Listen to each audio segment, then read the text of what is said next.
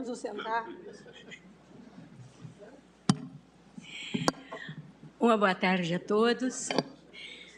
Declaro aberta a 24ª sessão ordinária do plenário deste Supremo Tribunal Federal. A todos cumprimentando, em especial a senhora ministra, os senhores ministros, começando pelo nosso decano, o ministro Gilmar Mendes, ministro Ricardo Lewandowski, ministra Carmen Lúcia, ministro Dias Toffoli, ministro Luiz Edson Fachin, ministro Alexandre de Moraes, ministro Nunes Marques, ministro André Mendonça. Cumprimento também o senhor Procurador-Geral da República, doutor Augusto Aras, senhora secretária, todos os que nos assistem, senhores advogados que também participarão hoje dos trabalhos conosco. Eu, a pedido do ministro Luiz Fux, estou dando início à sessão, mas logo Sua Excelência chegará para dar continuidade aos trabalhos. Peço à senhora secretária que faça a leitura da ata da sessão anterior. Ata da 23ª Sessão Extraordinária do Plenário do Supremo Tribunal Federal, realizada em 18 de agosto de 2022. Presidência do senhor ministro Luiz Fux, presentes à sessão os senhores ministros Gilmar Mendes, Ricardo Lewandowski, Carmen Lúcia Dias Toffoli, Rosa Weber, Roberto Barroso, Edson Fachin, Alexandre de Moraes, Nunes Marques e André Mendonça. Procurador-Geral da República, doutor Antônio Augusto Brandão de Aras, e Vice-Procuradora-Geral da República, doutora Lindora Maria Araújo. Abriu-se a sessão às 14h56, sendo lida e aprovada a ata da sessão anterior. Consulto os eminentes pares com relação à ata. Nada havendo, declaro-a aprovada.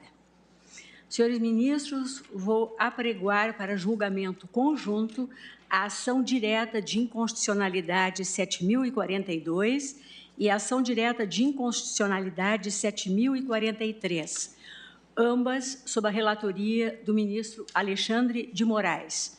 A primeira tendo como requerente a Associação Nacional dos Procuradores dos Estados e do Distrito Federal, a ANAP, e a segunda tendo como requerente a Associação Nacional dos Advogados Públicos Federais, a ANAF. Essas ações, elas dizem qual ODS 16, paz, justiça e instituições eficazes. Eu concedo a palavra ao ministro Alexandre de Moraes para relatório. Depois nós teremos as sustentações orais. Obrigado, presidente. Cumprimento Vossa Excelência, ministra Rosa Weber, na presidência da sessão. Cumprimento a ministra Carmen Lúcia, ministros, doutor Augusto Aras, Procurador-Geral da República. Presidente, aqui são duas ações diretas de inconstitucionalidade, uma proposta pela Associação Nacional dos Procuradores de Estados e do Distrito Federal, ANAP, e a outra proposta pela Associação Nacional dos Advogados Públicos Federais, ANAF, tendo por objeto, seu conjunto, os artigos 17 caput, parágrafos 14 e 20 e 17b da Lei 8.429, de 92, alterados, a Lei de Improbidade Administrativa, alterados e incluídos pelo artigo 2º da Lei 14.230, e também os artigos 3º e 4º, inciso 10, da referida lei.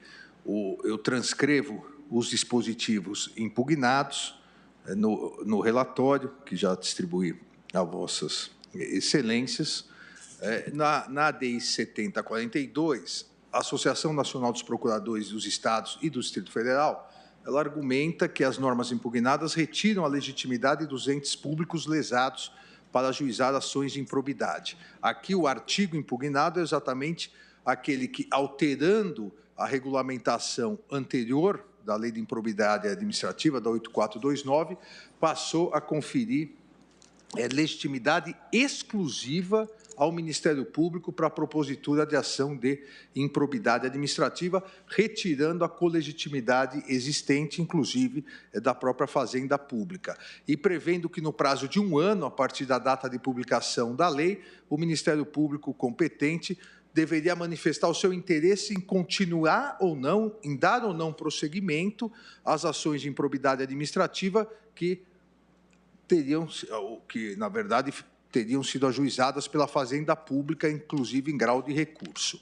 E a autora argumenta exatamente isso, que, ao retirar a legitimidade dos entes públicos para ajuizar ações de improbidade, está dificultando as investigações de atos ímprobos, impondo as obrigações das fazendas, as procuradorias estaduais, de não poderem, no exercício da autonomia dos estados, não poderem defender o erário público. Também aponta a inconstitucionalidade formal subjetiva do parágrafo 20 do artigo 17, que impõe, e esse é outro ponto importante impugnado, que impõe à advocacia pública na esfera estadual a atribuição de promover a defesa do agente público que tem incorrido em improbidade administrativa com base em parecer pelo órgão público, ou seja, havendo um parecer e, posteriormente, o agente público tendo sido processado por improbidade, a lei cria a obrigação da Fazenda Pública, da Advocacia Pública, perdão, estadual, da Procuradoria do Estado, em defender esse agente público. Sustenta ainda que, ao subtrair dos entes públicos a legitimidade para ajuizar a ação de improbidade, estaria caracterizando uma afronta à autonomia da advocacia pública, tendo em vista que a União, os estados e os municípios ficarão à mercê da atuação do Ministério Público para buscar o ressarcimento de dano ao erário, não poderiam mais ingressar com a respectiva ação. E aponta os artigos violados, assim como requer a concessão da medida cautelar. Eu solicitei em 16/12 do ano passado informações e manifestações. O presidente da República defendeu a compatibilidade das normas impugnadas. A Câmara dos Deputados também defendeu a constitucionalidade. O Senado Federal suscitou a ilegitimidade ativa de um dos requerentes. A Advocacia Geral da União manifestou-se pela improcedência e cito no relatório a ementa da Advocacia Geral da União.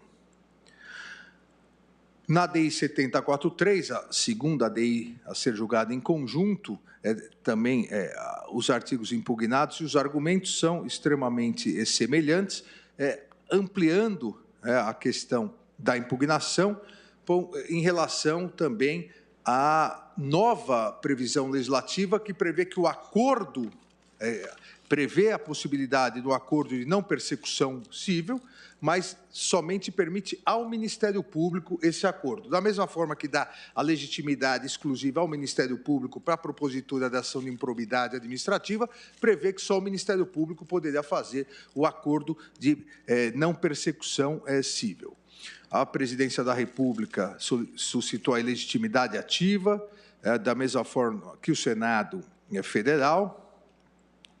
Houve, por parte da Advocacia Geral, manifestou-se pelo não conhecimento da ação direta da mesma forma. Em 17 de fevereiro desse ano, deferi parcialmente a cautelar pleiteada, a de referendo do plenário dessa Suprema Corte, para, até o julgamento de final de mérito, que hoje ocorre, conceder interpretação conforme a Constituição Federal, ao caput, parágrafo 6º-A, 10C e 14 do artigo 17 da Lei 8.429, no sentido da existência de legitimidade ativa concorrente entre o Ministério Público e as pessoas jurídicas interessadas para a propositura da ação por ato de improbidade administrativa. Ou seja, dei a interpretação conforme, mantendo o que era anteriormente com o texto da lei, e suspendendo também os efeitos do parágrafo 20, que previa a obrigatoriedade da Procuradoria do Estado em defender o agente acusado por improbidade.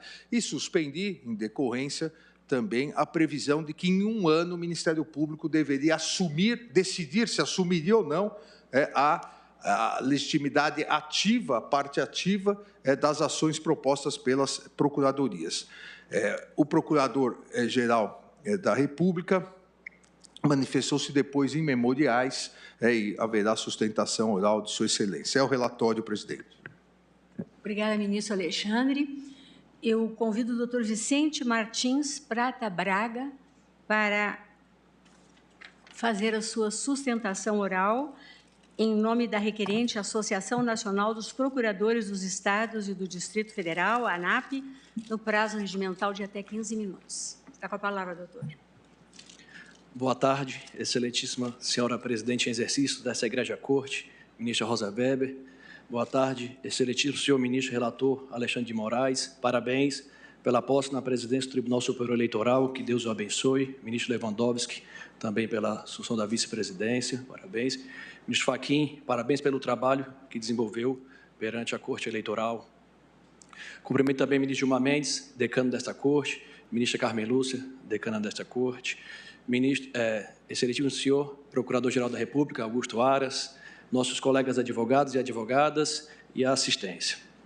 Excelência, como já muito bem tratado no relatório da ADI 7042 e 7043, estas presentes ADI têm como objeto o reconhecimento da declaração da inconstitucionalidade material e formal dos artigos 2º, 3º e 4º da Lei 14.230 de 2021, que alterou o artigo 17 caput e parágrafo 14 e artigo 17b da Lei 8.429 de 92.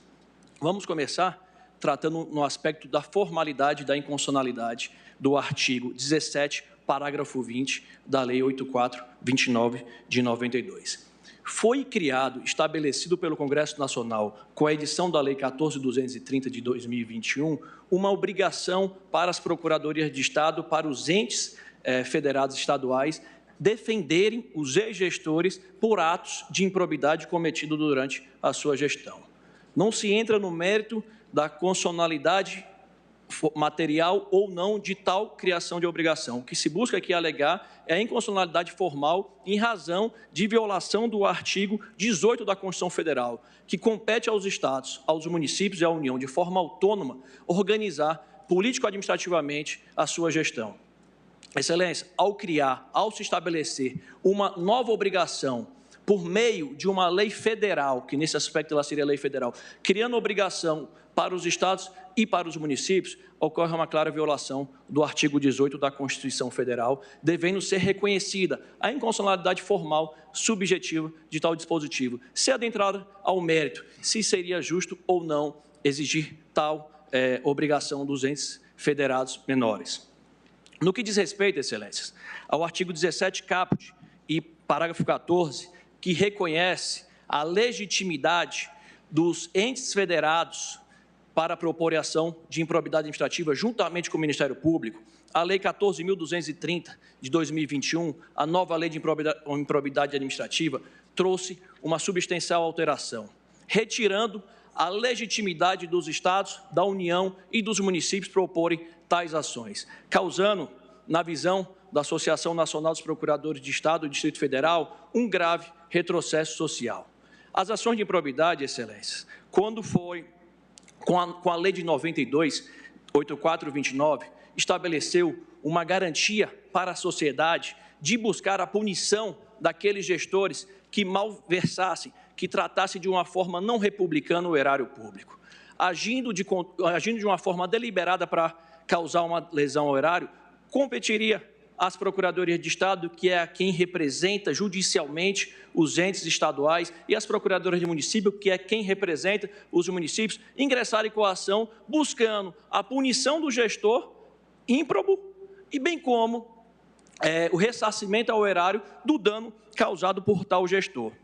Entender que tal conquista histórica constitucional, que foi a Lei de 92, que veio dar uma garantia aos direitos fundamentais da sociedade de ter gestões comprometidas com a coisa pública, retirando a legitimidade dos entes federados, que são os verdadeiros lesados por tais condutas de improbidade praticadas por gestores que tenham, de uma forma deliberada, de uma forma dolosa, a intenção de causar dano ao erário, nós temos um claro caso de afronta. Afronta à Constituição, um claro caso de retrocesso social. A escolha legislativa de 1992, ao colocar como colegitimados os entes federados, bem como o Ministério Público, foi uma escolha muito acertada, permitindo que, segundo o artigo 23 da Constituição, os estados, municípios e União visassem assegurar a integridade do patrimônio público. É competência comum dos entes federados, em sua totalidade, assegurarem a preservação do erário público. Artigo 23 tem nas suas competências comuns. Compete aos Estados, à União, os Estados e os municípios, defender e proteger o patrimônio público, dentre outras obrigações, dentre outras competências comuns. O combate ao ato ímprobo não deve ser de apenas uma instituição. O combate ao ato ímprobo deve ser de todas as instituições que tenham condições de exercê-lo e de praticá-los. Não se pode admitir retrocessos, não se pode admitir a subtração de legitimados, sem se falar em prejuízo para toda a sociedade, sem se falar de prejuízo para o próprio Estado Democrático de Direito. Como gostamos de falar, e aí é de uma frase cunhada pelo colega Binemboim, que irá nos suceder na tribuna, representando a ANAF, a advocacia pública, ela ajuda na consecução das políticas públicas, sendo instaurados, sendo reconhecidos como advogados da democracia. Nós trabalhamos no nosso dia a dia para que a democracia aconteça e se fortaleça cada vez mais. E um dos nossos trabalhos é assegurar a defesa do patrimônio público, é assegurar que o gestor que haja de uma forma dolosa não saia ileso, não saia sem ressarcir, não saia sem ser devidamente punido na seara administrativa. Esse Supremo Tribunal Federal, na semana passada, finalizou um julgado muito importante, que foi a repercussão geral 1199. A Lei 14.230 de 2021 representou um grande avanço para a nossa sociedade, deixando de punir gestor por condutas culposas, deixando de punir gestor por afronta a princípios, e reconhecendo que o ato de improbidade deve ser punido quando ele seja doloso. Isso foi um avanço para a sociedade, que a gente tem que reconhecer dessa tribuna. Mas retirar a legitimidade do ente federado, que teve o seu erário violado, de ingressar com a devida ação de improbidade administrativa e buscar a punição do gestor que malversou o erário público, é um grande retrocesso, não apenas para o Estado atingido, e sim para toda a sociedade que ele busca representar. Sabemos da competência do Ministério Público Federal, Ministério Público Estadual, de ingressar com as ações necessárias e buscar reparar o erário. Mas sabemos das limitações que tal instituição também possui. Os estados, os municípios e a União têm melhores condições de aferir e verificar o valor real que foi causado de prejuízo por um gestor ímprobo. Ele consegue, no seu trabalho do dia a dia, saber realmente o que deve ser negociado, o que deve ser buscado no acordo de não persecução civil reparado. Essa é a preocupação que nós temos. Estabeleceu-se que, no prazo de 1 ano, aquelas ações que foram ajuizadas pelos entes federados deveriam ser assumidas pelo Ministério Público. Se o Ministério Público não assumir, essas ações devem ser extintas. Olha o prejuízo que a gente vai causar para a nossa sociedade. Não estamos aqui a falar de ações temerárias, estamos a falar de ações fundamentadas. Aquelas ações que buscam punir conduta culposa devem ser extintas em razão da mudança legislativa que reconheceu que não se deve mais punir atos culposos como ato de improbidade. Podemos mencionar também, excelências, o artigo 37, parágrafo 4º da Constituição, que ele estabelece, que compete também aos entes, ele estabelece um preceito fundamental que todos os entes federados devem buscar a punição do ato de improbidade. Ele não deve ficar restrito apenas a uma entidade, a uma instituição que muito bem nos representa, que é o Ministério Público. Retirar isso dos demais entes, retirar isso dos entes federados que tiveram o seu direito, tiveram o seu patrimônio completamente violado, configurará um grande retrocesso para toda a nossa sociedade. Indo além, o artigo 17b também estabelece que apenas o Ministério Público poderá celebrar acordo de não persecução civil. Excelências, se o Estado, municípios e União não puder celebrar tal acordo, se Estados, município e União não puder ajuizar ações de improbidade, como é que eles vão poder celebrar, por exemplo, acordo de leniência que existe na Lei Geral Anticorrupção? Acaba esvaziando por um todo a atuação dos estados, dos entes federados como um todo, no combate ao ato de improbidade, no combate ao ato lesivo ao erário público. Não estamos aqui a falar de corrupção, estamos a falar de gênero, atos lesivos ao patrimônio público. A corrupção, o trabalho repressivo à corrupção deve ser feito pelo Ministério Público. A advocacia pública, ela estabelece a primeira trincheira no combate à corrupção quando ela faz a consultoria dos estados. Nós temos essa condição e vemos exercendo tal mista de uma forma republicana e atendendo os desiderados que determina a legislação.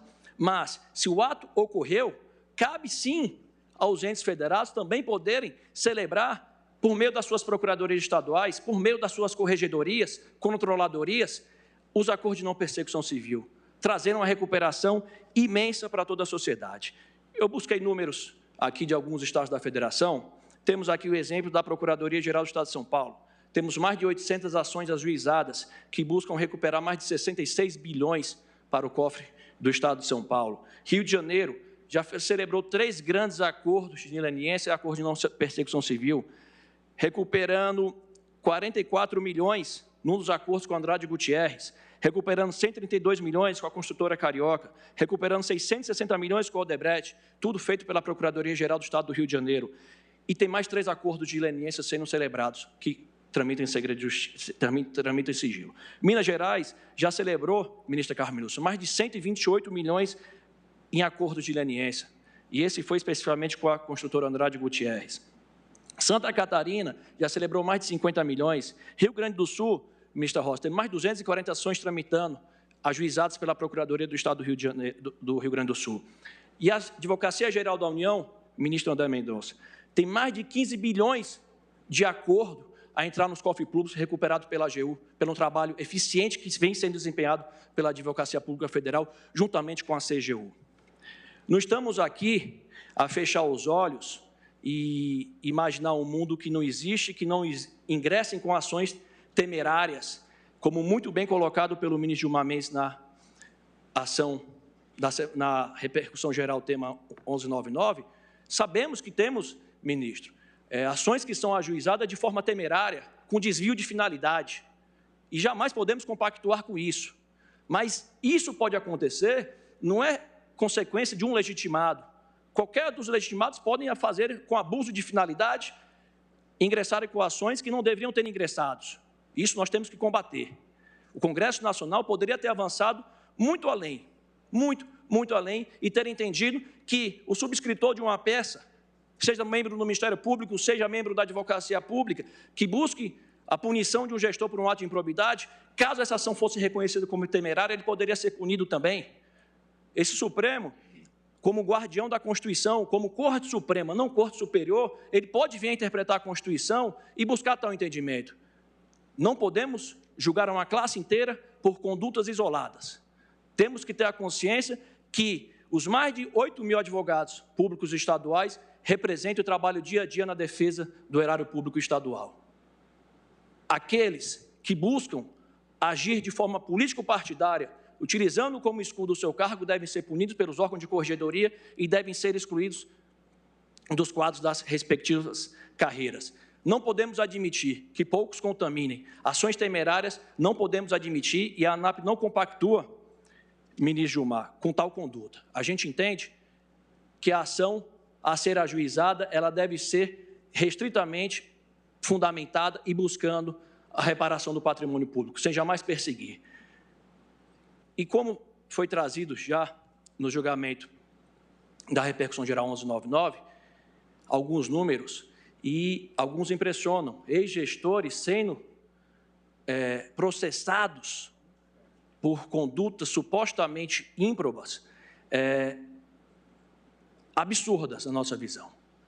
E um ex-gestor da capital do Estado de São Paulo, o segundo PIB, só perde para o Estado de São Paulo, tendo que responder a uma ação de improbidade, por exemplo, nos preocupa, mas imagina um gestor do município do interior do estado do Piauí, do interior do estado do Pará, ele não tem condições de ter um resguardo, uma assessoria jurídica efetiva que o represente. E a gente traz alguns números, ministras, Rosa Weber, só para entender um pouco. Municípios com quadro próprio de procuradorias. Nós temos apenas 34% dos municípios da federação possuem quadro próprio de procuradorias. No norte, Isso representa 15% dos municípios do norte do país tem quadro próprio de procuradoria. No sul, são 62%. Olha a diferença, são 5 realidades no Brasil. Nordeste, 23%, Centro-Oeste, 26% e Sudeste, 33%. Nós vivemos diversas realidades. E o que a ANAP vem propor, uma interpretação conforme a Constituição, já caminhando para o fim, é que essa Suprema Corte entenda pela inconstitucionalidade do dispositivo 17 caput e 17b, entendendo pela legitimidade dos entes federados que possuam quadro próprio de procuradoria, ou seja, possuam advocacia pública institucionalizada, de ingressarem com ações de improbidade administrativa e celebrar acordo de não persecução civil. Isso a gente coloca também para resguardar o ex-gestor para não sofrer perseguição política. Muito obrigado, ministra. Agradeço ao doutor Vicente Martins Prata Braga. E antes de passar a palavra para o segundo inscrito para a sustentação oral, doutor Gustavo Binemboim, eu lembro aos queridos colegas que hoje nós temos uma eleição para o Tribunal Superior Eleitoral e me avisam que ainda há 2 ministros que não votaram. Então, só estou lembrando que há 2 ainda ministros que não votaram.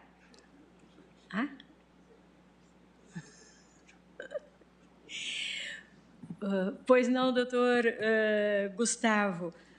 Está com a palavra, falará pela requerente Associação Nacional dos Advogados Públicos Federais, a ANAF, também pelo prazo regimental de até 15 minutos.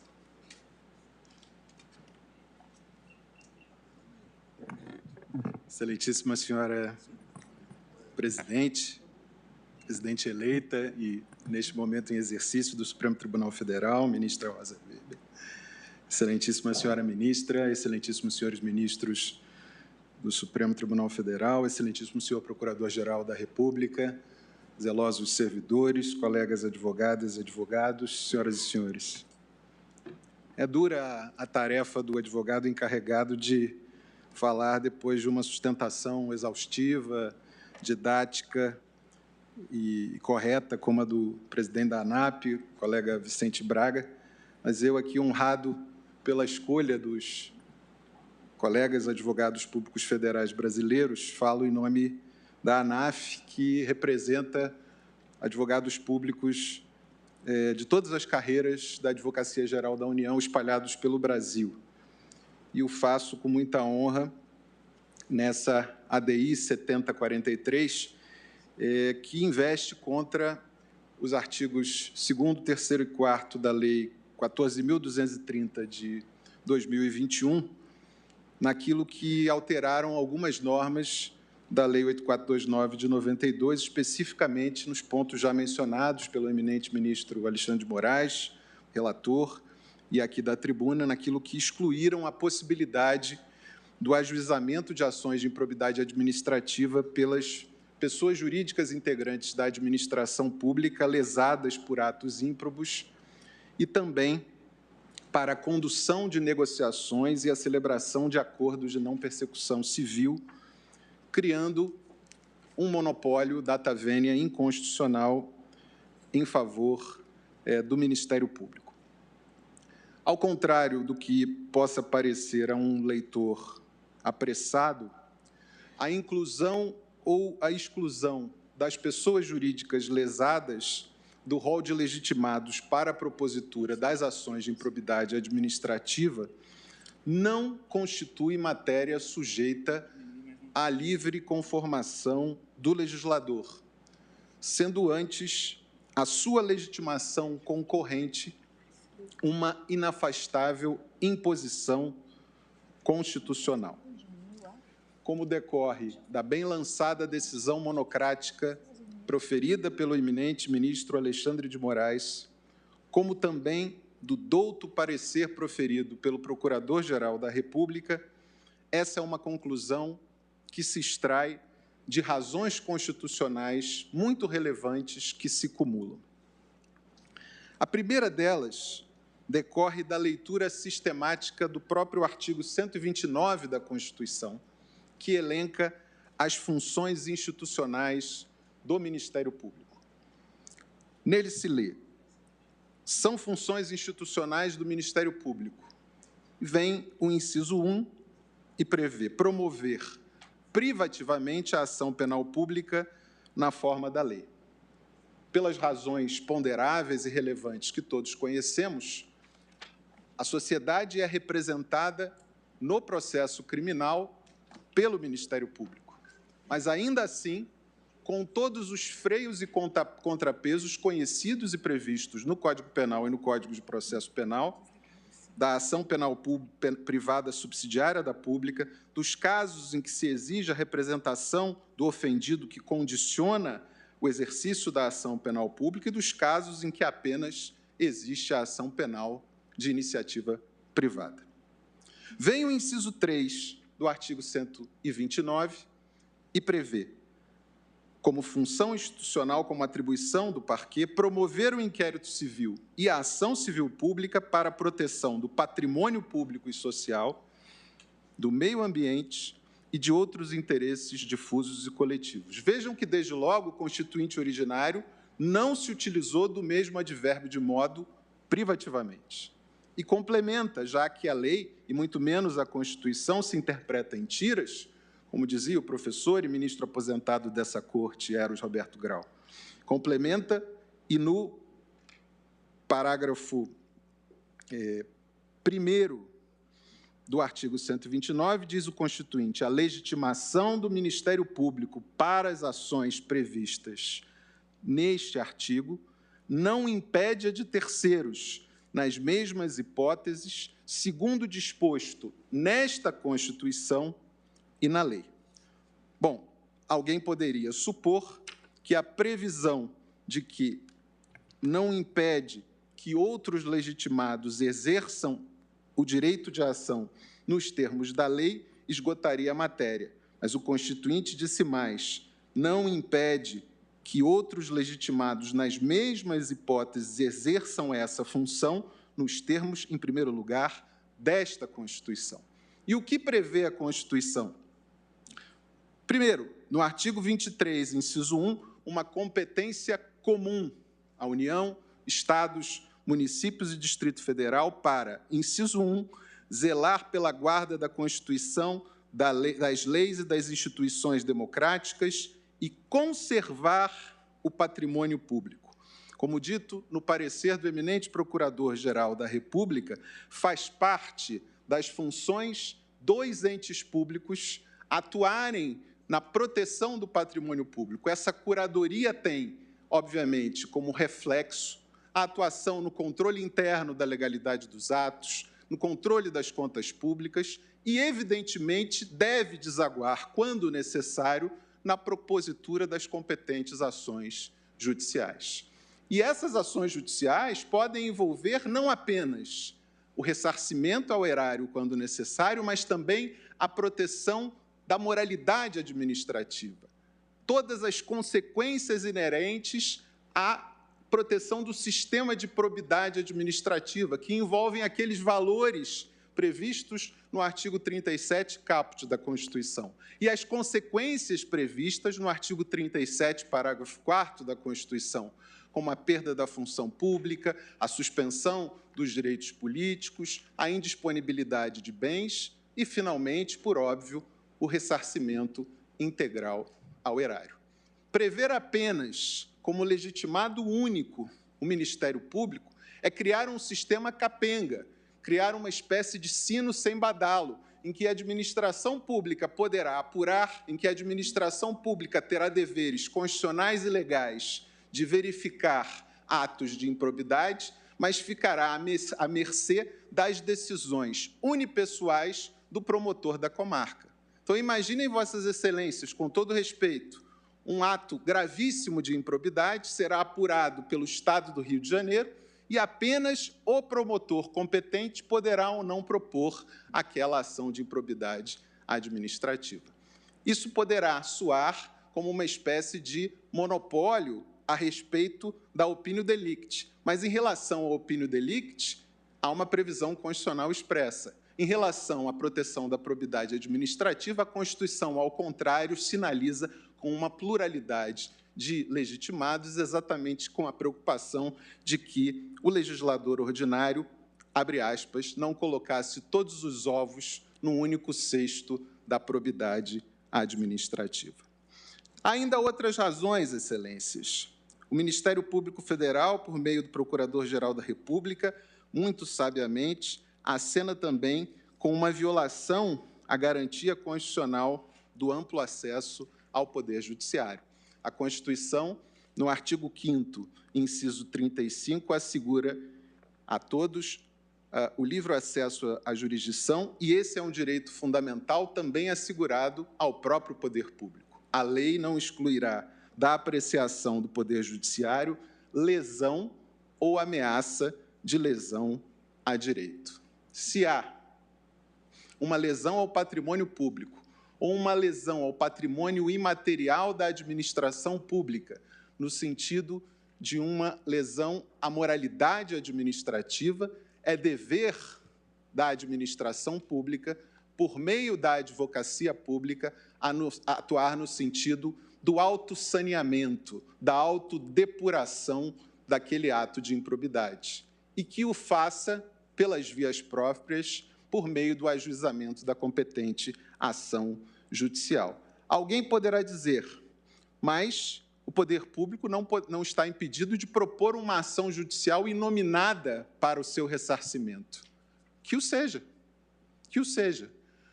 Se o poder público puder postular numa ação judicial o ressarcimento ao erário, a suspensão de direitos políticos do autor do ato de improbidade, a indisponibilidade dos seus bens e a perda da sua função pública, que se chame essa ação de ação inominada. E aí nós teríamos que invocar o velho bardo.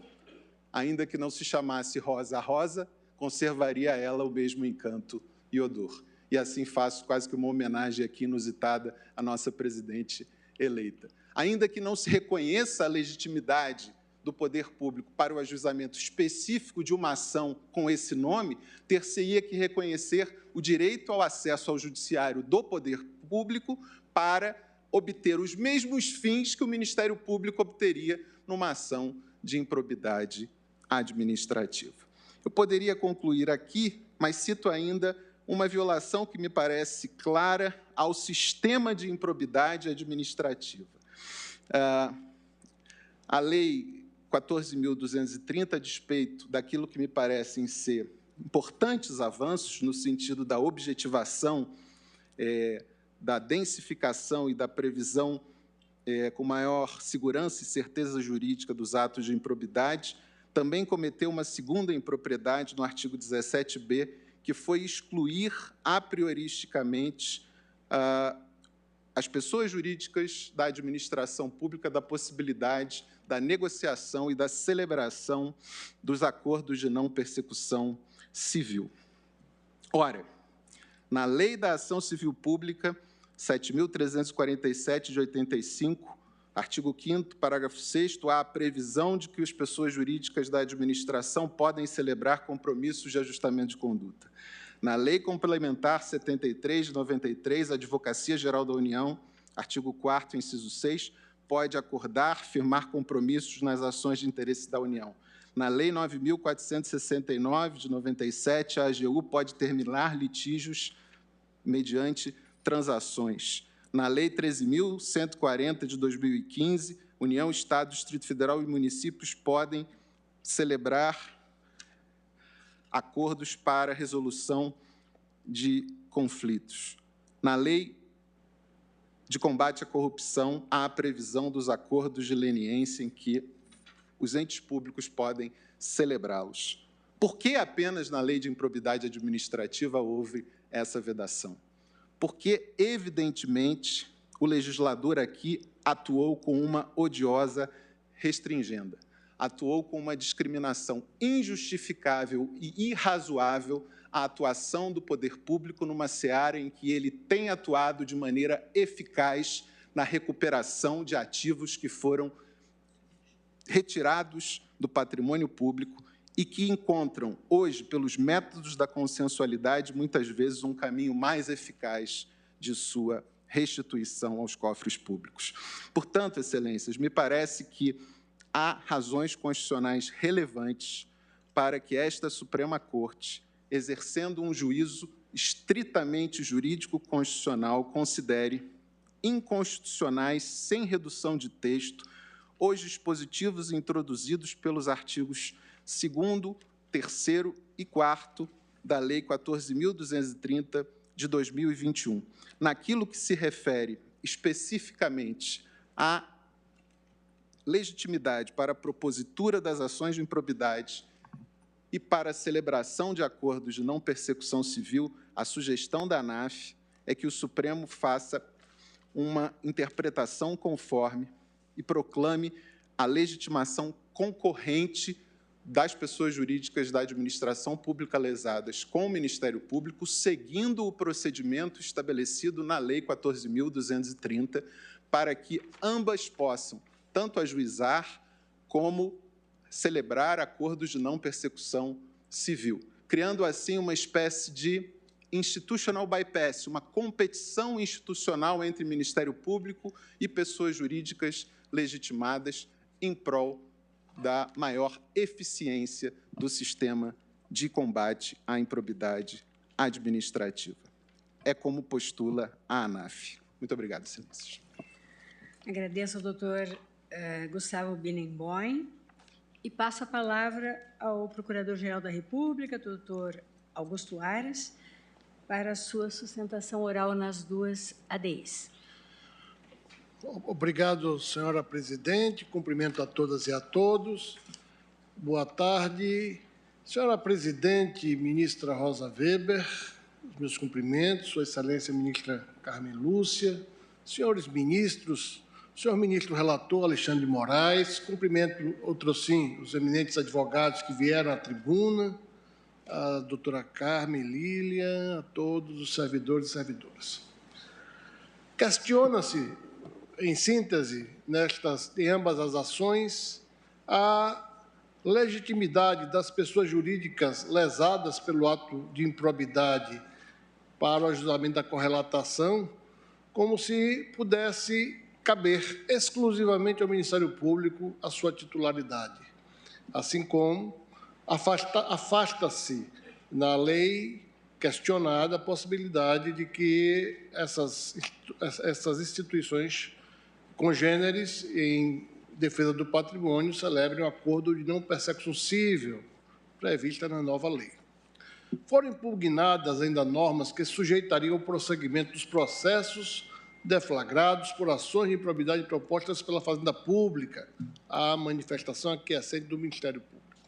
Na ADI 7.042, questiona-se também o parágrafo 20 do artigo 17 da Lei de Improbidade, segundo a qual, abro aspas, a assessoria jurídica que emitiu o parecer atestando a legalidade prévia dos atos administrativos praticados pelo administrador público ficará obrigada a defendê-lo judicialmente, caso este venha a responder por ação de improbidade administrativa até que a decisão transite em julgado, fecho aspas.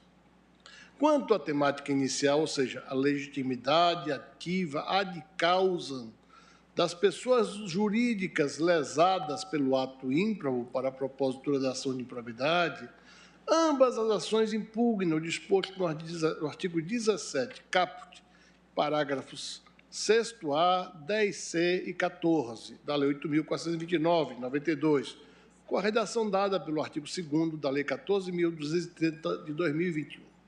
Ressalte-se, desde já, que a anterior redação do caput do artigo 17 fazia expressa referência à legitimidade da pessoa jurídica interessada para a propositura da ação de improbidade administrativa. Todavia, o dispositivo do artigo 2º da Lei 14.230, de 21, deixou de mencionar as pessoas jurídicas lesadas pelo ato, passando a dispor que a ação para aplicação das sanções de que trata esta lei será proposta pelo Ministério Público. O objetivo da alteração legislativa salta aos olhos: retirar das pessoas jurídicas interessadas a legitimidade ativa para a ação de que trata a lei de improbidade. O teor dessa modificação legislativa, entretanto, discrepa da regência constitucional data vênia. A adequada compreensão do tema constitucional passa pela distinção entre tipos diversos de legitimação processual, a ordinária e a extraordinária. A Constituição, no artigo 23, inciso 1, impõe à União, aos Estados, ao Distrito Federal e aos municípios o dever de conservar o patrimônio público e, por força desse preceito, atribui-se ao ente público o dever de adotar medidas para a conservação do seu patrimônio, o que abrange a possibilidade de acesso efetivo à justiça, exercitando, inclusive, a ação de improbidade para a tutela do patrimônio lesado. Quando uma pessoa jurídica propõe ação de improbidade, atua em defesa de seu patrimônio. Tem-se aqui uma legitimidade processual ordinária, que é aquela tinente ao titular do direito material. É uma legitimação que decorre diretamente da lei maior, da interpretação conjunta do artigo 23, inciso 1, com o artigo 5º, inciso 35, que assegura a todos aqueles que tiverem um bem jurídico violado o direito de acesso à justiça. Retirar da pessoa jurídica interessada a legitimidade para propor ações por ato de improbidade administrativa pelas quais se busca proteger seu patrimônio, equivale a excluir da apreciação do Poder Judiciário lesão ou ameaça a direito, com flagrante violação ao artigo 5º, inciso 35 da Lei Maior.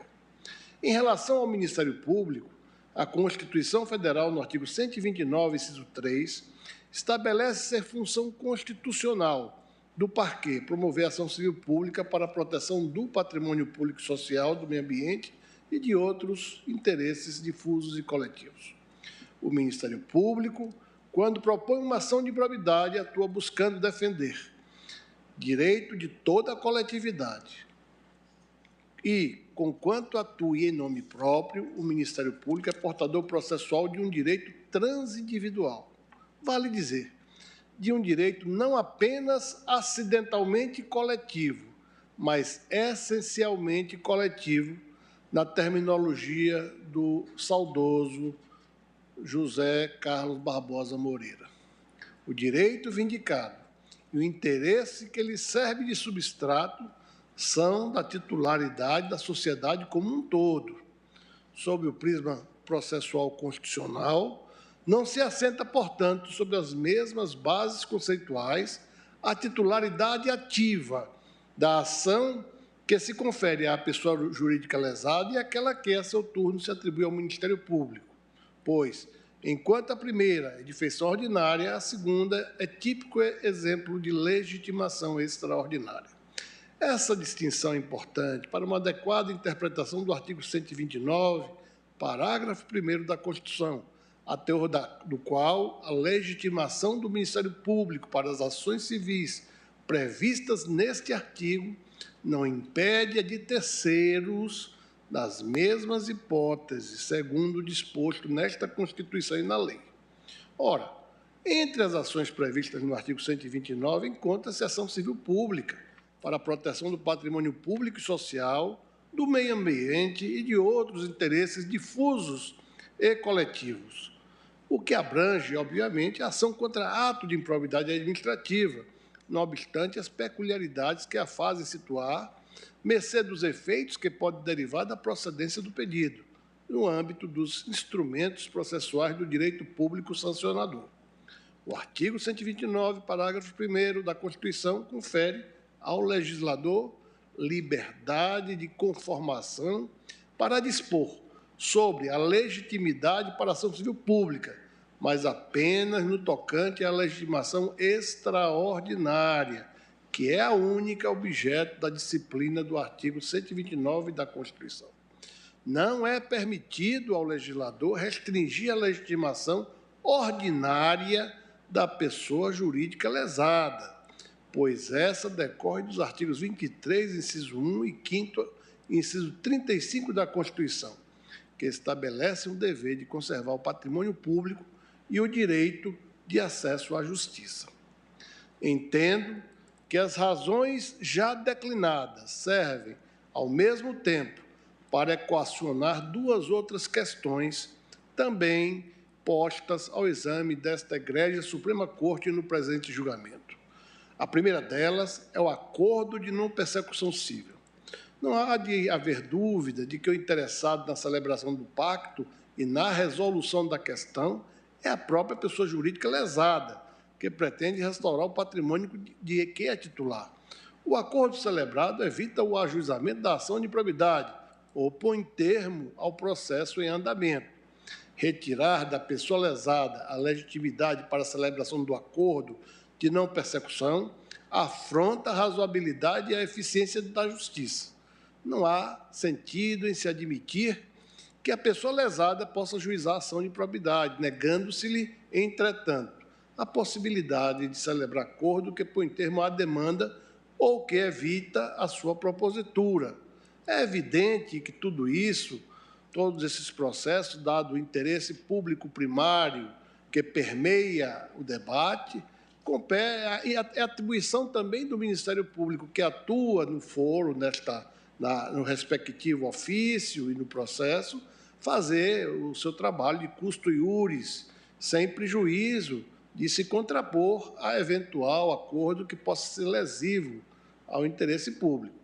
Todavia, é importante registrar que, se a lei passou a admitir expressamente a possibilidade de celebração do pacto de não persecução, é um imperativo lógico que a legitimidade para a entabulação do acordo deva alcançar todos os legitimados ativos para a ação de improbidade. Descabe, data vênia, cogitada a subsistência de uma leitura do artigo 17b, caput, parágrafos 5º e 7º da Lei 8.429 de 92, acrescentado pela Lei 14.230 de 21, que se mostre restrita ao protagonismo do Ministério Público no tocante à possibilidade de um manejo do novo Instituto. Assim, a legitimidade da pessoa jurídica lesada para a propositura de ação de improbidade administrativa, que estamos aqui afirmando, abrange também a celebração para a legitimidade, abrange também a legitimidade para a celebração de acordos de não persecução civil. A segunda questão, pertinente ao artigo 3º caput, da Lei 14.230, refere-se à disciplina segundo o qual, no prazo de 1 ano a partir da data da publicação desta lei, o Ministério Público competente manifestará interesse no prosseguimento das ações por improbidade administrativa em curso ajuizados pela Fazenda Pública, inclusive em grau de recurso. Impôs-se ainda, enquanto não sobrevém ao exame do parquê, a suspensão dos processos. E, por fim, se não adotada a providência prevista no caput, as extinções desses feitos sem resolução do mérito, com todas as vênias, por tudo quanto se disse sobre a garantia de acesso à jurisdição e respeito à legitimação ordinária, a normativa impugnada transborda do leito constitucional.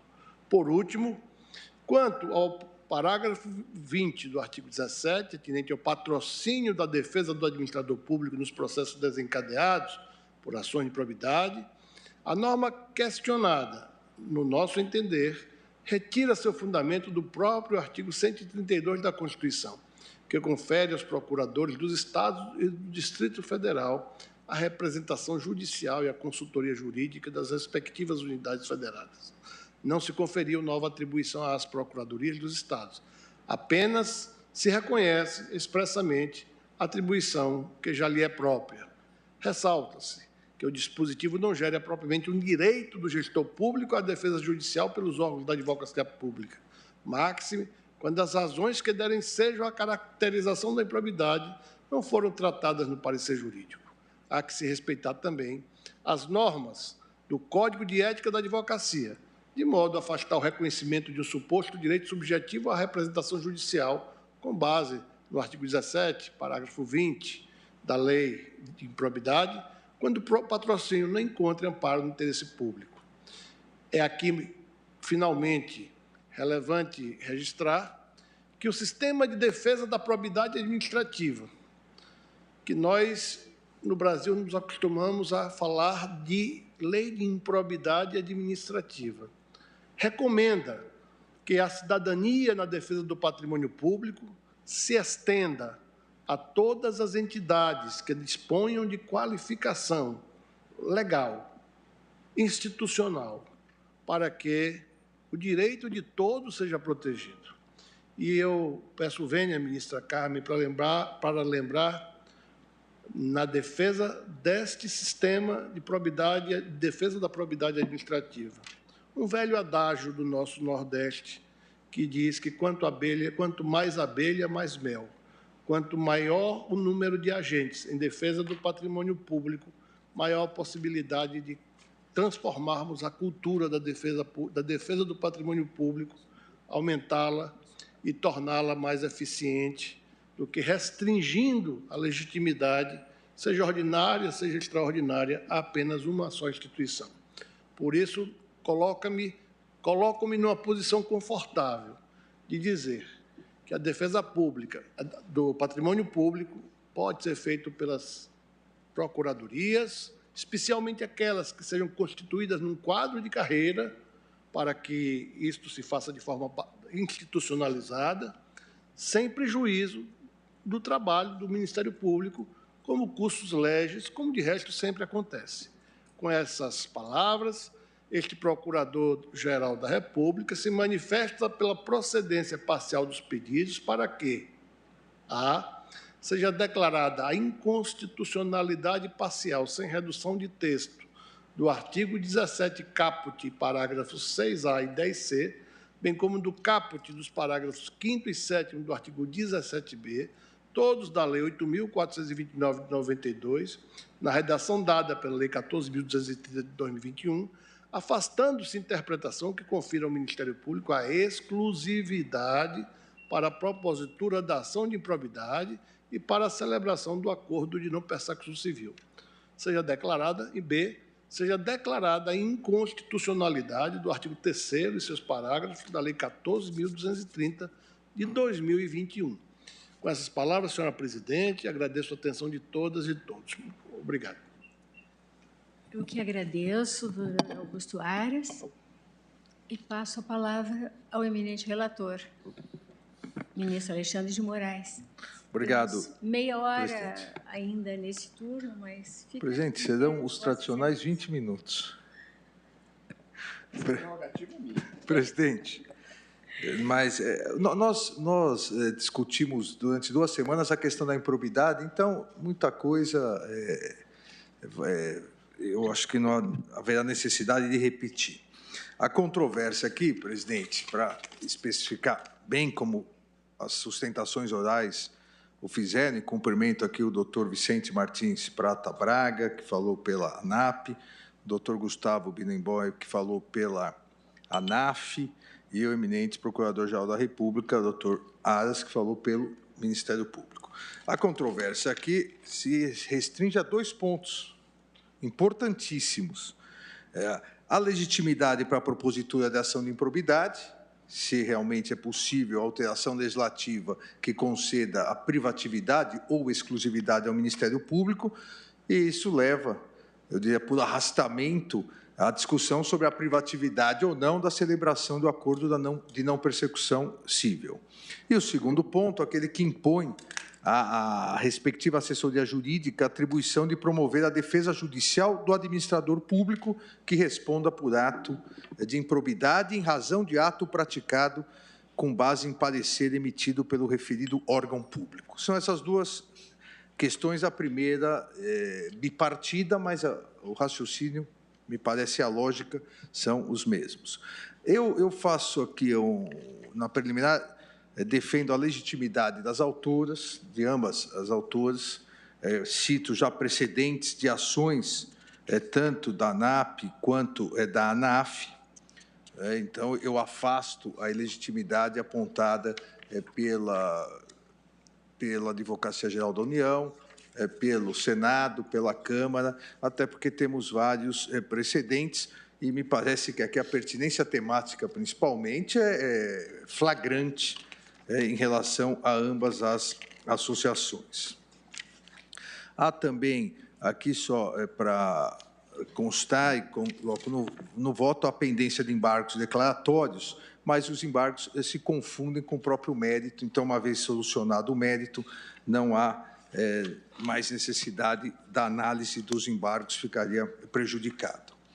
Presidente, eu eu, para ser absolutamente sincero, acho, com todo respeito às posições em contrário, acho até um absurdo perdemos muito tempo discutindo essa alteração legislativa. Porque a Constituição é de uma clareza. A Constituição, e eu digo mais, a Constituição no artigo 129, mas a própria lógica constitucional. A Constituição, ela realmente erigiu o Ministério Público a uma instituição quase, e várias vezes isso é colocado, como um dos poderes do Estado nas suas garantias institucionais, nas suas garantias pessoais, de liberdade, de imparcialidade. E mais do que isso, e aí, ao meu ver, é o ponto nevrálgico da questão, a Constituição concedeu um chamado ato de soberania ao Ministério Público, que precisa ser excepcional e sempre uma previsão expressa da Constituição.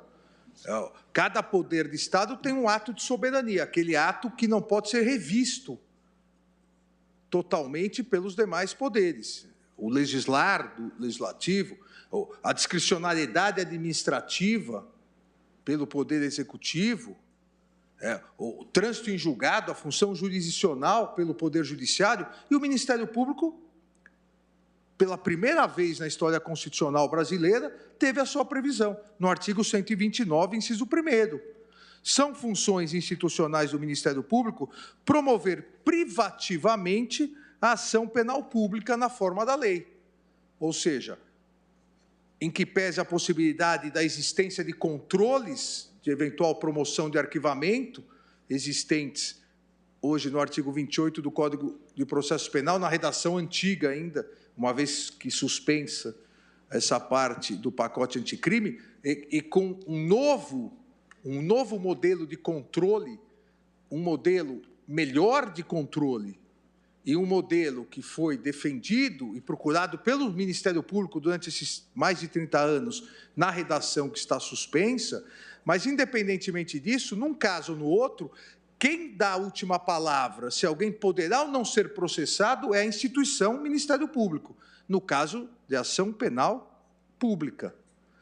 Esse é o ato de soberania que a Constituição concedeu ao Ministério Público. Ponto. Não é possível,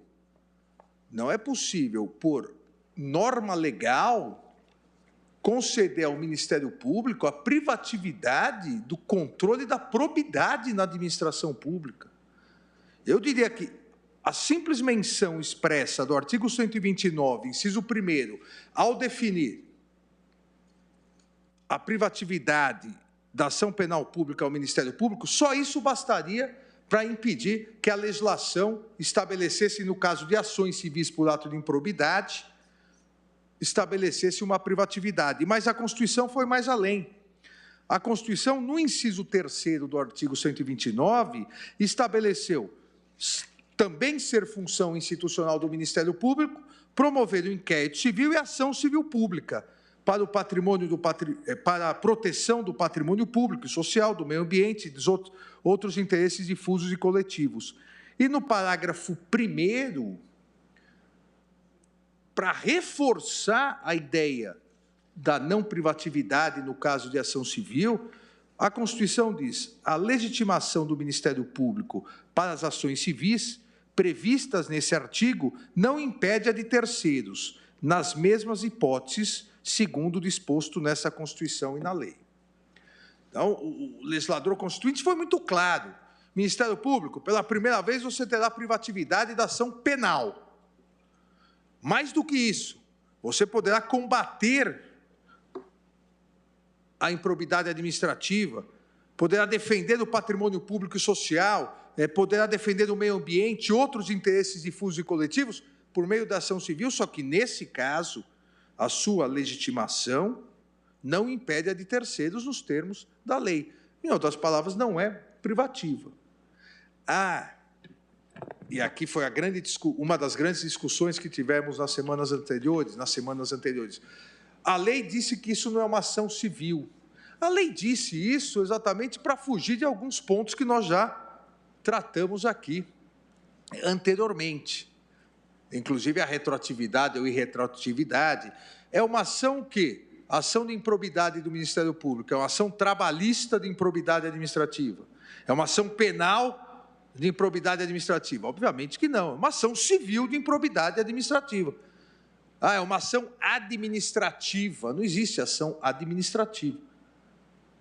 É o direito administrativo sancionador, quando é jurisdicionalizado, ele o faz por meio de ações civis. Então, se aplica integralmente o parágrafo 1º do artigo 129. Não bastasse isso, presidente, não bastasse isso, nós temos que, no caso aqui, a legitimação ou a legitimidade, e cito que um dos grandes procuradores de justiça do país, do Ministério Público de São Paulo, aposentado, professor Hugo Nigro Mazzilli, entre outros, também o professor Comparato, o professor José Afonso da Silva, a legitimidade de atuação do Ministério Público na defesa do patrimônio público social é uma legitimidade extraordinária aqui. Por quê? A legitimidade ordinária, como foi dito na tribuna, para a proteção do seu próprio patrimônio, é da Fazenda Pública. Olha, a Fazenda Pública Estadual do Rio de Janeiro sofreu um ato de improbidade, isso causou um prejuízo. Ela não pode defender o seu patrimônio, ela deve, em desrespeito processualmente falando, a sua legitimidade ordinária, constitucional e materialmente falando, em desrespeito ao próprio princípio federativo, ela deve pedir ao Ministério Público que decida se é caso ou não de ingressar com ação para defender o seu próprio patrimônio. A União e o ministro Toffoli, o ministro André foram, e o ministro Gilmar foram advogados gerais da União. A União não pode mais defender seu patrimônio, então. Tem que pedir ao Ministério Público. No caso da União, haveria até uma confusão, que o próprio legislador constituinte quis separar o Ministério Público de um lado, a Advocacia Pública da União de outro lado. O Ministério Público tem a legitimidade extraordinária, concorrente às fazendas públicas, para intensificar o combate à improbidade administrativa, jamais para substituir, englobar e diminuir essa proteção. Não me comove, presidente, e eu digo isso como quem atuou muito tempo como promotor na área da improbidade administrativa, movendo ações de improbidade, e também atuou muito tempo no Executivo, sob a fiscalização do Ministério Público, das Fazendas Públicas. Não me comove o que foi muito debatido, com todo respeito ao Congresso Nacional, é que essa ideia, na verdade, a legitimidade exclusiva para o Ministério Público, ela foi proposta para evitar ações temerárias, ela foi prevista para evitar que agentes públicos fossem processados erroneamente. Ora, e disse isso durante as discussões, quando fui consultado em palestras. Isso, se ocorrer, quem deve fiscalizar e quem deve indeferir de plano a ação é o Judiciário, o Poder Judiciário. O que nós não podemos permitir, e no parecer do eminente Procurador-Geral da República, isso consta na ementa, e agora foi dito, o que nós não podemos permitir é um obstáculo ao acesso à justiça.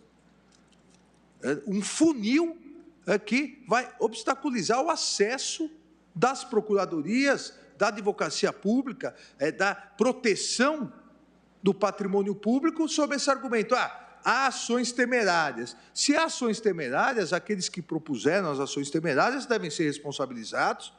O Poder Judiciário, e a lei permite, e aqui foi, até a legislação foi mais além, mas a jurisprudência já admitia, a lei permite que se encerre por ausência de justa causa. O que não é possível é, a priori e genericamente, se pode ocorrer um abuso, vamos impedir que toda advocacia pública defenda o patrimônio público.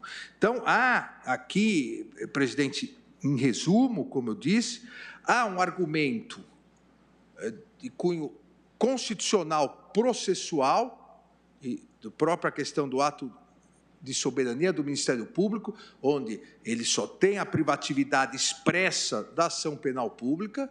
O parágrafo 1º do artigo 129 afasta a possibilidade da privatividade da ação civil, inclusive por ato de improbidade administrativa.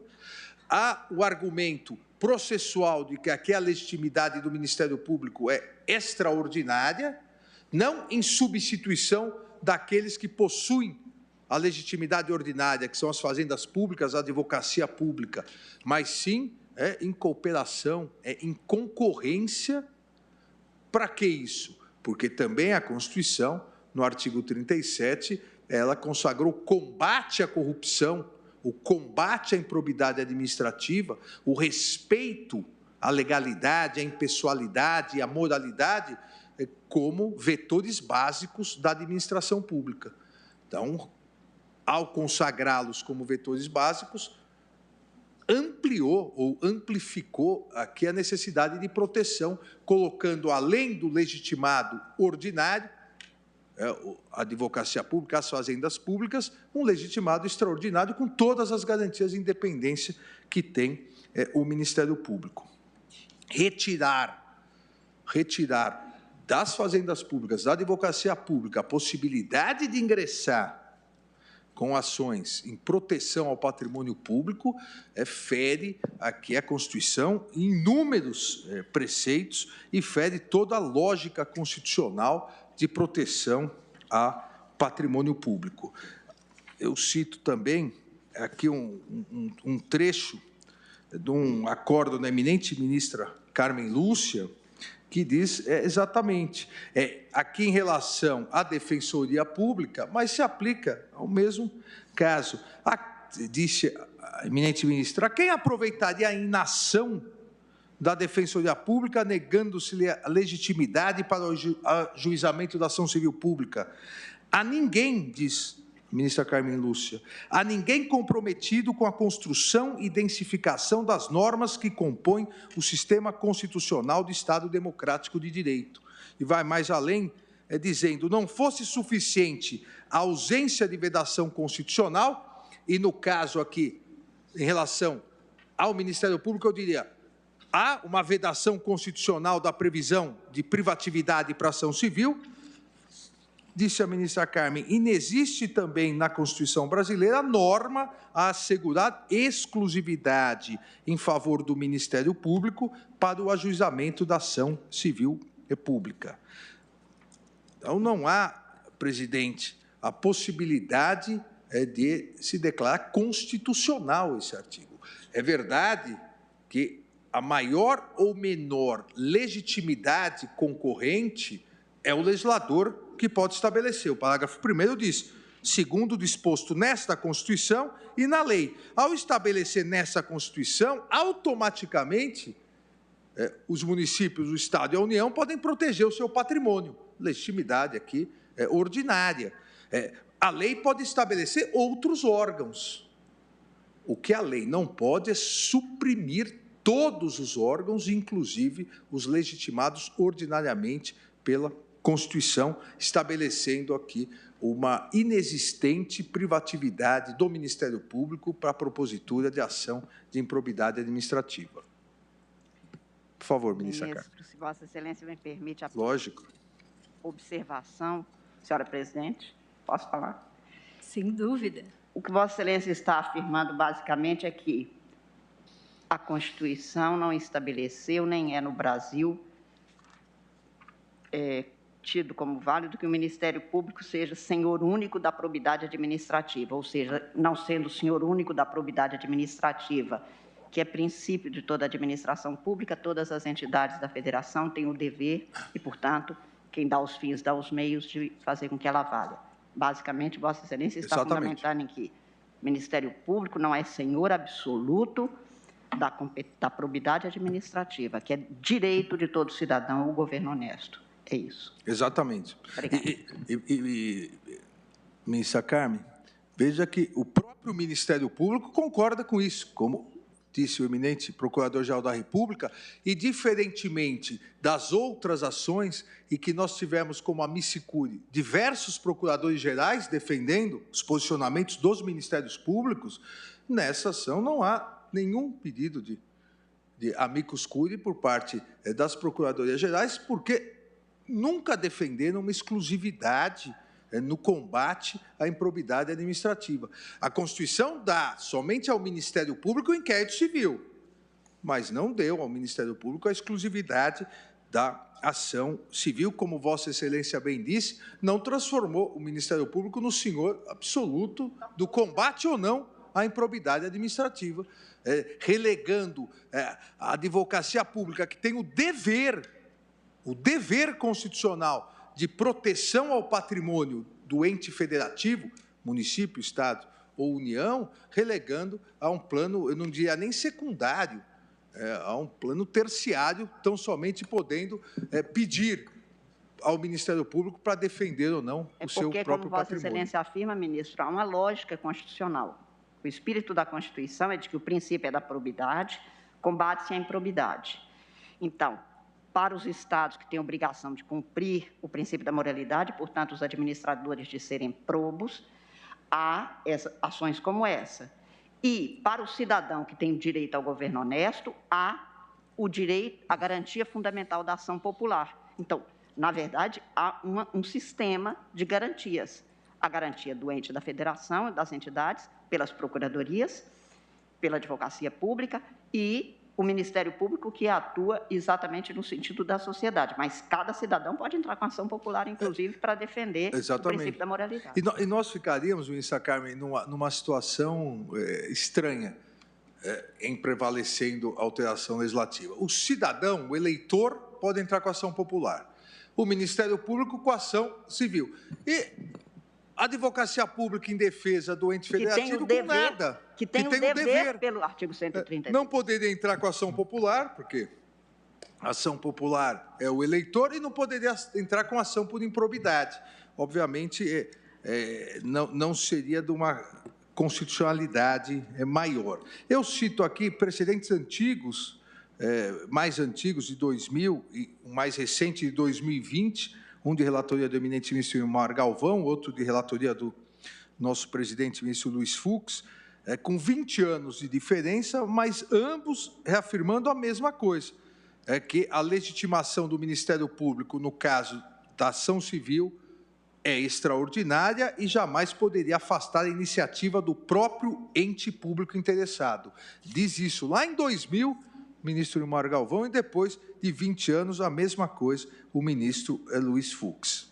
Ministro Alexandre, se Vossa Excelência me permitir. Presidente, por favor. Nós teríamos que partir, como foi sugerido pelo doutor Gustavo, para uma ação inominada. E o pior, uma ação inominada que poderia até obter o ressarcimento ao erário, mas não conseguiria propor as sanções de improbidade. Perda, por exemplo, do cargo. Então, realmente, ficaria um sistema protetivo capenga. Obviamente, além de inconstitucional, capenga. Então, presidente, eu vou suprimir aqui, de cansá-los com outras citações, porque os argumentos principais realmente são esses. Acho que não há necessidade de rediscutirmos a natureza civil do ato de improbidade, que já foi discutido na sessão passada, e o acessório segue o principal. Pegando as lições do civilista, o ministro Fachin, o acessório segue o principal. Se pode promover ação, não dá no meio da ação, quer fazer o acordo, ou propõe o acordo de não persecução, olha, eu posso até promover ação, mas o acordo eu tenho que pedir para o Ministério Público fazer para mim. Também não casa aqui a legitimidade ordinária da Fazenda Pública, da Advocacia Pública. Entendo que também aqui é concorrente. Quem pode propor ação, pode fazer o acordo de não persecução civil. Eu falei penal erroneamente, presidente, o acordo de não persecução civil. a lógica é a mesma. No crime, por que o Ministério Público, só ele pode fazer o acordo de não persecução penal em crime de ação penal pública? Porque só ele pode promover a ação penal.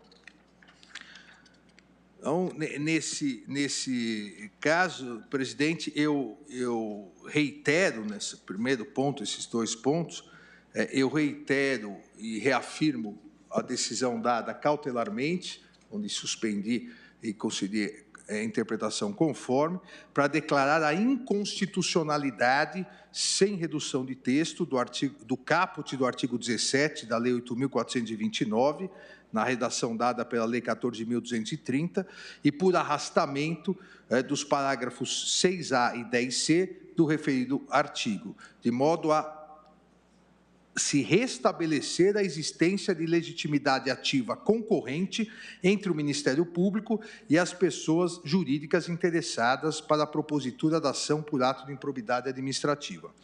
Também por arrastamento, a declaração de inconstitucionalidade do artigo 3º da Lei 14.230. O artigo 3º é aquele que dava 1 ano para o Ministério Público assumir, ou não, se quisesse ou não, assumir a paternidade das ações civis por improbidade. Obviamente, declarando inconstitucional essa legitimidade exclusiva, deve ser declarado inconstitucional o artigo 3º. Da mesma forma, em relação ao acordo de não persecução civil, declaro a inconstitucionalidade sem redução de texto do artigo 17b da Lei 8.429, de modo também aqui a restabelecer a existência de legitimidade concorrente entre o Ministério Público e as pessoas jurídicas interessadas para a celebração de acordo de não persecução civil. Vale para a propositura de ação, vale para o acordo, a celebração de acordo de não persecução civil. O último ponto, presidente, a lei de improbidade passou a imputar a órgãos jurídicos da Fazenda Pública o dever de defender em juízo o agente público tornado réu em ação de improbidade, caso o ato administrativo, caracterizado como ímprobo, tenha recebido parecer jurídico favorável do órgão em questão. É o parágrafo 20 do artigo 17. Eu leio o artigo. A assessoria jurídica que emitiu o parecer atestando a legalidade prévia dos atos administrativos praticados pelo administrador público ficará obrigada a defendê-lo judicialmente, caso esse venha a responder à ação por improbidade administrativa até que a decisão transite em julgado. Presidente, aqui não bastasse, eu diria que um pouco a confusão da redação, porque quem atuou no Poder Executivo sabe que um parecer dado durante o procedimento, esse parecer analisa determinada questão, não vincula, obviamente, o administrador, e depois, se é uma licitação, por exemplo, se a licitação gerar um problema, o problema pode ter sido gerado de ilegalidade, de impessoalidade, de corrupção, por centenas de causas. O que se pretende aqui é amarrar aquele que deu o parecer a uma defesa de um agente que depois foi acusado por improbidade. E algo até, eu diria, esquizofrênico em alguns casos, porque aqui fazia parte, obviamente, de um pacote de raciocínio.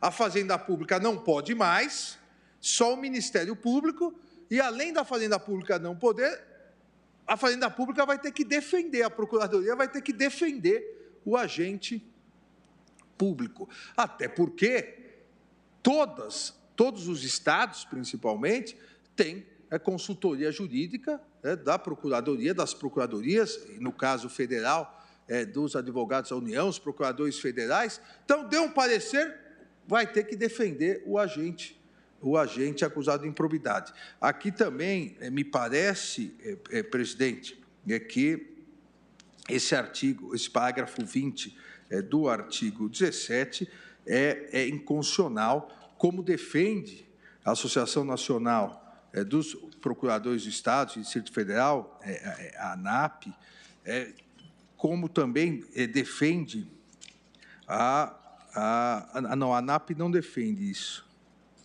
A inconstitucionalidade formal, ela defende a ANAP, e como defende também o outro legitimado. O artigo 132 da Constituição diz: os procuradores dos Estados e Distrito Federal, organizados em carreira, na qual o ingresso dependerá, exercerão a representação judicial e a consultoria jurídica das respectivas unidades federadas. Eles não têm a missão constitucional de defender eventuais agentes processados por ato de improbidade administrativa. É advocacia privada, não é advocacia pública. O que a lei pretendia, por incrível que pareça, é retirar os advogados públicos da defesa da probidade, da defesa do patrimônio público, da possibilidade de ingressar com a ação, ou seja, de serem autores, para obrigá-los a serem réus, ou não réus, mas assistentes da defesa. Não me parece que haja constitucionalidade nisso, ministro Fachin. Apenas para observar, senhora presidente e eminente ministro relator, aqui chegar-se-ia, e Vossa Excelência utilizou o vocábulo atinente à esquizofrenia, a uma posição efetivamente contraditória, porque o mesmo órgão poderia a ele ter imputado a defesa e ser ele o propositor, ou seja, quem o representa, propositor da demanda, até porque a atuação prioritária